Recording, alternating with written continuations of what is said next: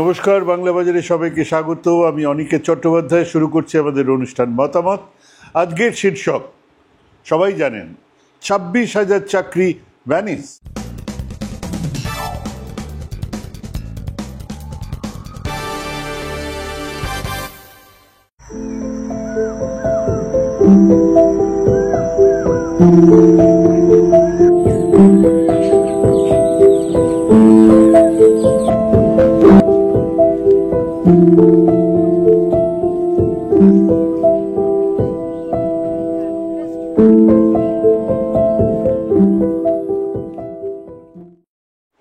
একটা রায়ের পরে 26,000 মানুষের চাকরি চলে গেছে।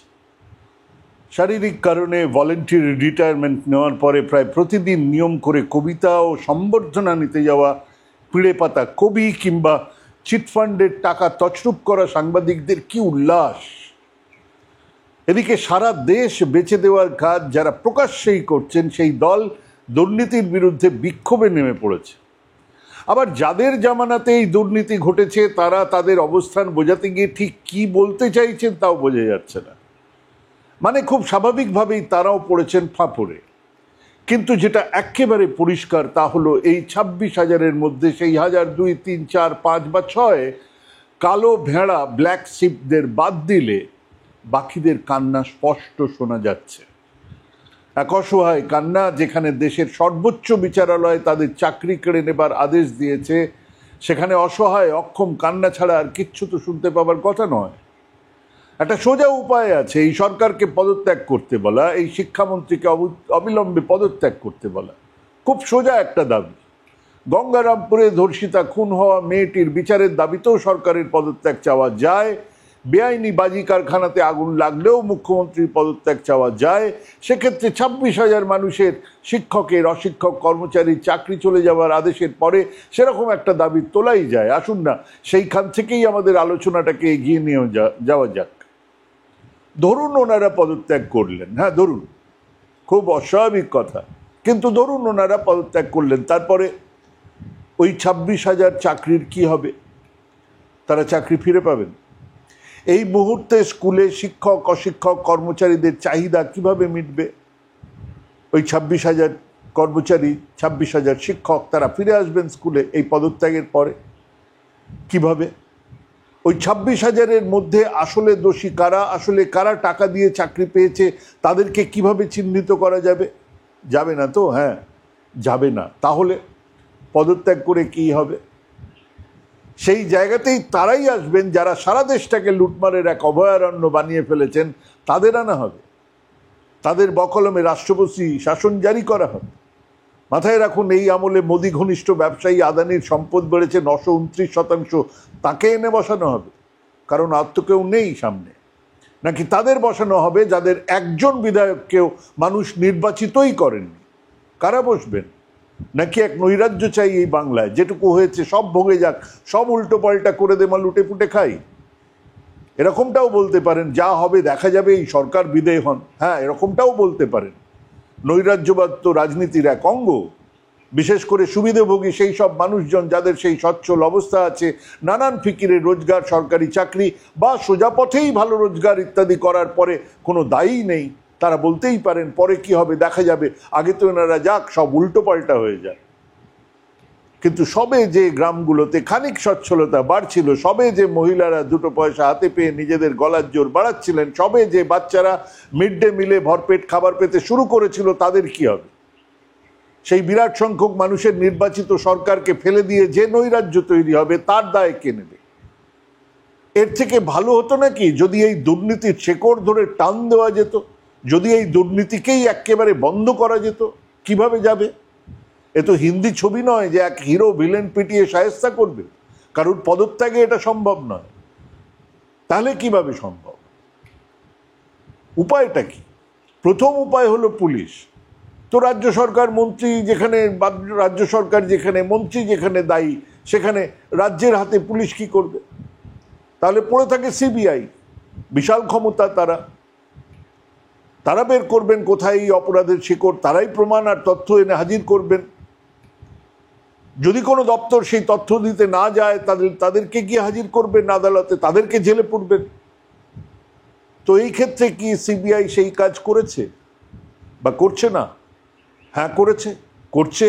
সিবিআই এক গুচ্ছ মন্ত্রী শান্তি আমলাদের ধরেছে, বিভিন্ন ব্যাংক অ্যাকাউন্ট সিজ করেছে। তারা নাকি জানে কোথা থেকে টাকা এসেছে, কোথায় গেছে। তাহলে সেই বিচারে ধরা পড়া তো উচিত, কারা টাকা দিয়ে চাকরি পেয়েছে, কারা বেধার জোরে পেয়েছে। এখনো না পড়লেও এই তদন্তের ফলে আগামী দিনে সেই সত্যিটা তো বের হয়ে আসা উচিত। সেই সত্যিটা বের হবার আগেই এই রায় দেবার তাড়াহুড়োর পেছনে অন্য কোনো কারণ আছে? এই যে এতজনকে গ্রেপ্তার করা হলো, জেলে রাখা হলো, জেলে আছেও অনেকে, এর ভয়েস রেকর্ড হচ্ছে, তার ঘরে টাকা পাওয়া যাচ্ছে, জামাই রাজসাক্ষী হচ্ছে, এগুলো কি নৌটঙ্কি? এগুলো মাদারিকা খেল? এমনও নয় যে এই সিবিআই নিজের থেকে অনাহুত হয়ে আমরাই তদন্ত করিব বলে মাঝমাঠে নেমেছিলেন, না, এমন নয়। তারা এই আসরে নেমেছিলেন আদালতের আদেশে, আদালতের নির্দেশে। আদালতও এক সকালে উঠেই এই আদেশ দেননি। তাদের কাছে এই সত্যিটা খুঁজে বের করার আবেদন নিয়ে হাজির হয়েছিলেন কালো সামলা পরা বিকাশ ভট্টাচার্য এবং আরো কিছু আইনজীবী। এই এক পেশা যেখানে 60% আদতে রাজনীতিবিদ, তাদের কাছে সত্য তাদের দল, তাদের নেতা, তাদের দলীয় আদর্শ, কিন্তু এনারা সবাই সত্যের খোঁজে আদালতে জড়ো হন। সে যাই হোক, আদালতের আদেশে সিবিআই তদন্ত শুরু করেছে। পৃথিবীর এমন কোনো অপরাধ আছে যা নাকি স্বচ্ছ তদন্তে প্রকাশ পাবে না? কে আটকাচ্ছে তদন্ত? মুখ্যমন্ত্রী মমতা বন্দ্যোপাধ্যায় আদালতকে জানিয়ে তাকে জেলে পাঠানোর কথা কি বলেছে এই সিবিআই তদন্তের মাথারা? কে আটকাচ্ছে? ব্রাত্য বসু? তো তাকে সিবিআই ডেকে জেরা করেছে নাকি? তার মানে আমাদের ট্যাক্সের পয়সাতে আমরা কিছু অপদার্থকে গোয়েন্দা নাম দিয়ে মাইনে দিয়ে পুষছি। বিচারপতিরা এদের চাকরিটা খেলেন না কেন? বিচারপতিরা এদের চাকরিটা খেলেন না কেন? জানা গেল না কেন যে কারা চোর, কারা সেই চোরদের প্রশ্রয় দিয়েছে, যাদের দায় এই তথ্য বের করে আনা? তারা সেটা করতে পারলো না কেন? তার শাস্তি অন্যরা পাবে, এটা বিচার? কি অদ্ভুত যুক্তি! আমরা দোষী খুঁজে পাইনি তাই সববার চাকরি ভ্যানিস।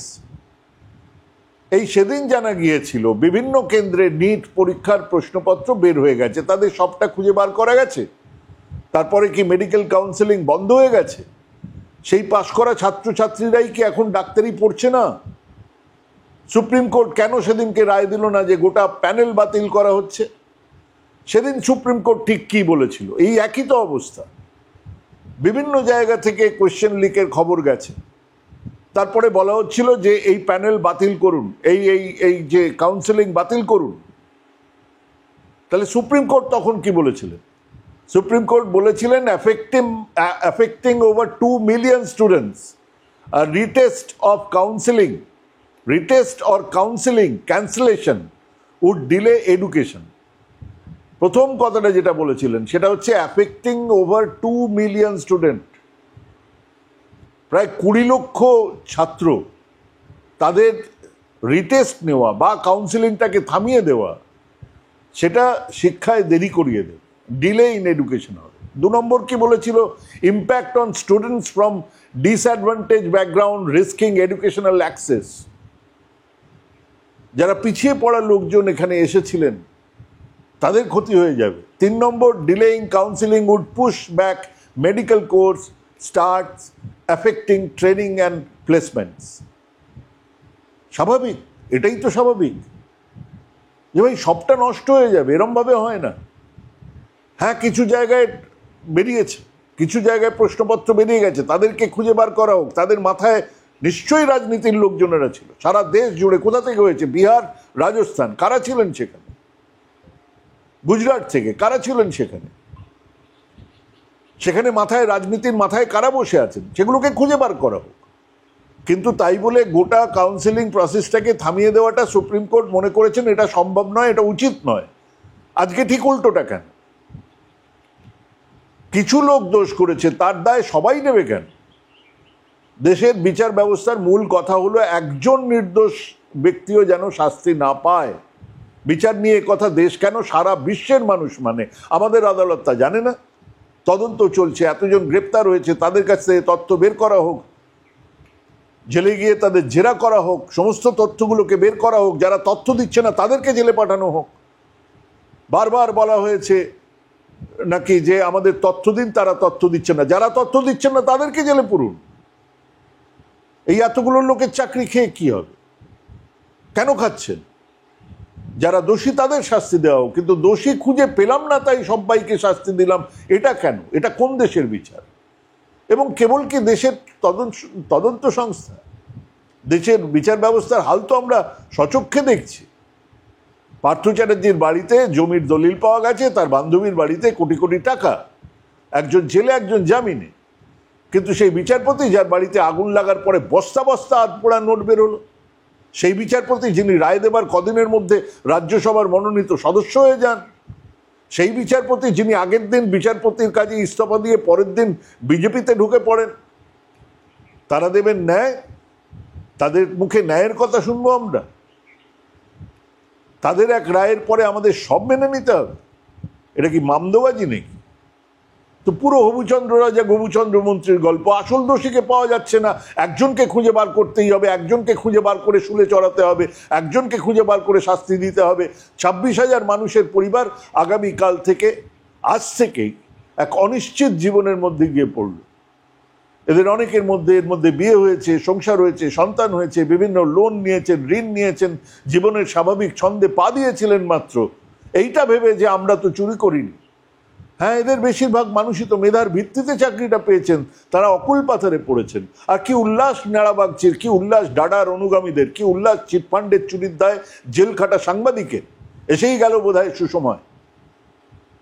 যারা আমরা এই চোরেদের পক্ষে নই, কেবল রাজ্য নয় দেশ জোড়াই র্যাম্পার্ট দুর্নীতির বিরুদ্ধে কথা বলতে ভয় পাই না, এবং তার সাথে এটাও জানি যে দেশের মাথায় বসে থাকা ডাকাত লুটেরাদের সামনে এই রাজ্যের দুর্নীতির কোনো তুলনাই চলে না, যারা আমরা বিশ্বাস করি একজনের দায়ে প্রত্যেককে শাস্তি দেওয়াটা অপরাধ, অমানবিক, তারা গলা ছেড়ে বলুন, আমাদের পয়সায় মাইনে পাওয়া সিবিআই, আমাদের ট্যাক্সের পয়সায় চলা বিচার ব্যবস্থাকে আগে ভাবতে হবে। এই বিচারের ফলে নিরপরাধদের শাস্তি দেওয়া যায় না। আমরা এই 26,000 মানুষের মধ্যে, সেই মানুষের মধ্যে 26,000 মানুষ, তাদের মধ্যে সেই টাকা দিয়ে চাকরি পাওয়া অংশকে চিহ্নিত করার দাবি তুলব। তাদেরকে চিহ্নিত করুন। তাদেরকে চিহ্নিত করতে যারা আটকাচ্ছে তাদেরকে জেলে পুরুন। বাকিদের সসম্মানে চাকরির অধিকার ফিরিয়ে দেবার দাবি তুলব। সরকারের কাছে দাবি তুলব স্বচ্ছতার, দাবি তুলব অবিলম্বে এই মানুষের, এই প্রত্যেক মানুষের সঙ্গে যোগাযোগ করে তাদের পাশে থাকার কথা জানানো। যে কেউ এই অকুল পাথারে পড়ে, এই অসম্ভব কষ্টের মধ্যে পড়ে যে কোনো সিদ্ধান্ত নিতে পারেন। সেই অসম্ভব এক সিদ্ধান্ত আমাদের কোন জায়গায় নিয়ে গিয়ে দাঁড় করাবে? দাবি তুলব এই বিচারের পুনর্বিচার করার, দাবি করব আসল অপরাধীদের খুঁজে শাস্তি দেবার। আর যদি না করে কেবল উল্লাস হয়, কেবল একটা সরকারকে ফেলে দিয়ে এই গোটা বিষয়টাকে চাপা দিয়ে দেবার চেষ্টা করা হয়, তাহলে বুঝবো একই দোষে দোষী আপনারাও, যারা এই কাজটা করছেন। কেবল এই সরকারটাকে ফেলে দিয়ে, কেবল একটা সরকারকে ফেলে দিয়ে একটা সরকার আনার জন্য যদি চেষ্টাটা হয়, তাহলে বলবো সেখানে গন্ডগোল আছে। আপনারা অন্য কিছু চাইছেন। আমরা চাইছি এই 26,000-এর মধ্যে ব্ল্যাকশিপ কারা, তাদেরকে খুঁজে বার করা। যদি সত্যিই সিবিআই বলে কোনো সংস্থা তাদের সততা নিয়ে, তাদের কাজ নিয়ে, তাদের কোনো রকম এতটুকু ইন্টিগ্রিটি থাকে, মাইনে পান তারা আমাদের ট্যাক্সের পয়সা, তাহলে তারা খুঁজে বার করুন সেই সমস্ত লোকজন। যারা সেই সমস্ত লোকজনদের খুঁজে বার করতে আটকাচ্ছে তাদের জেলে পুরুন। 26,000 লোকের চাকরি খেয়ে নেবেন, মামদোবাজি চলছে, এবং সেটা নিয়ে গলা ফাটাবেন রাস্তায় দাঁড়িয়ে। ভাবুন, ভাবতে থাকুন, ভাবা প্র্যাকটিস করুন। ভালো থাকবেন, সুস্থ থাকবেন। আজকে এখানেই শেষ করছি। নমস্কার।